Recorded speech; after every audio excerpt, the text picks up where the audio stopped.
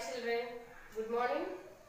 In previous class from lesson 2, that is rain and rivers, we completed about evaporation, condensation, precipitation and water cycle, and how the rain is falling and how the clouds are forming, and we learn about the southwest monsoon winds also. Okay, shall I ask some of the questions on previous topic? Okay. What is evaporation? Evaporation means water changes into water vapor, we call as evaporation. Next, what is condensation? The water vapor changes into water, we call condensation. Next, precipitation. After condensation, the water vapor falls on the earth in the form of rain, we call as precipitation. Next, how many types of monsoon winds we have? We have mainly two types of monsoon winds. Southwest monsoon winds, first one, and second one, northeast monsoon winds. And the southwest monsoon winds begin in the month of June. And the northeast monsoon winds begin in the month of October. Okay, we completed up to the monsoon winds. We completed. And next topic, rain gauge. Rain gauge. How we can measure the rainfall? How we can measure the rainfall? By using rain gauge, we can measure the rainfall. Children, do you know how to make a rain gauge? No, we don't know how to make a rain gauge. Okay, I will tell. See here, how we can make a rain gauge. If you want to make this rain gauge, first you need to collect one plastic water bottle and scale and knife. By using knife, you have to cut the plastic water bottle like this. You have to cut in the middle of the bottle. And next, the top of the bottle. This is the top of the bottle. The top of the bottle, you have to fix in an opposite direction in the bottom of the bottle. See, like this. You have to fix like this.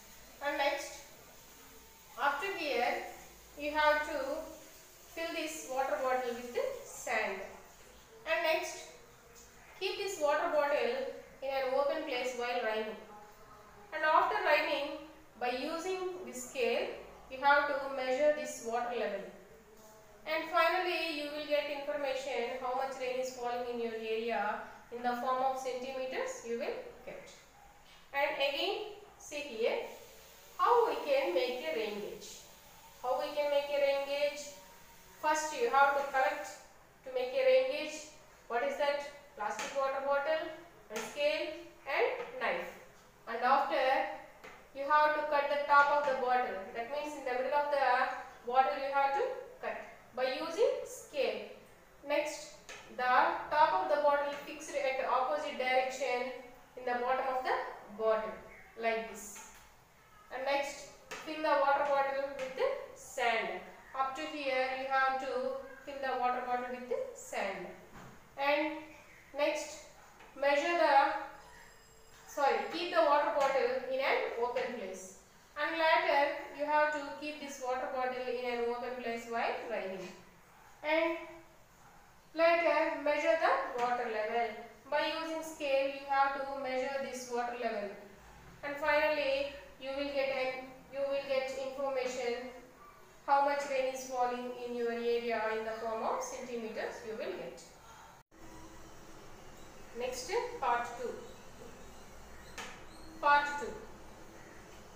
Already we completed about southwest monsoon winds and northeast monsoon winds. So due to the southwest monsoon winds and northeast monsoon winds, we are getting rain. So what will happen after the rain? After the rain, what will happen?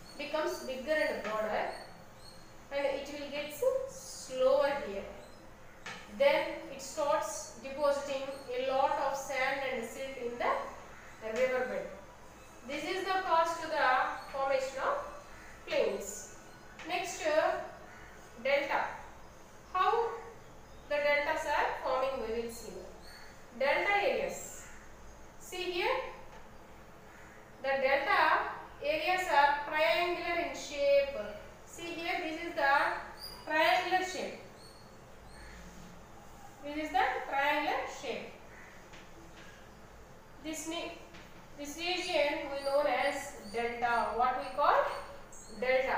How the deltas are forming? A river before joining the sea. What is this? This is sea. Bay of Bengal or Arabian Sea or Indian Ocean. So before joining the sea, a river divides into a number of small streams like this. And before entering the sea, it will get slower. Why? Due to sea waves. Because of sea waves, it will get slower here. At the time, it was depositing a lot of sand and silt. Silt means decomposed leaves and plants and depositing here. So these delta areas are very fertile. After some time, these decomposed leaves and plants will become as fertilizers. So these delta areas are very fertile. You can grow any type of crop here. You can grow different types of fruits and vegetables and different types of crops also. You can grow easily in the delta areas. Next, we have two types of rivers. What are they? First one, rain-fed rivers, and second one, perennial rivers. Rain-fed rivers, they are always depending upon rain, and they do not contain water throughout the year, and only in the rainy season only we can see water in that rivers. For example, Godavari, Krishna, Tungabhadra and Penna and Kaveri, these all rivers we called as rain-fed rivers. Only in the rainy season only we can see water in these rivers. Otherwise it will become dry. This type of rivers we called rain-fed rivers. And second one, perennial rivers.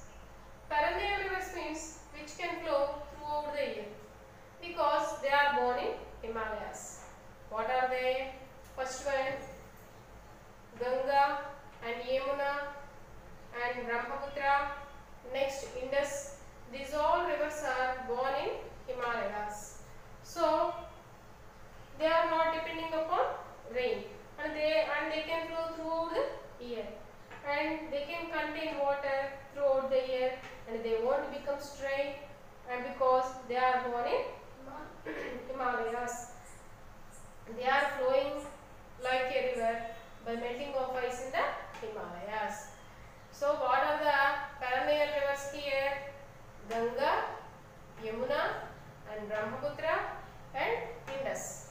These all rivers we called perennial rivers, and Godavari, Krishna, Tungabhadra, Penna and Kaveri.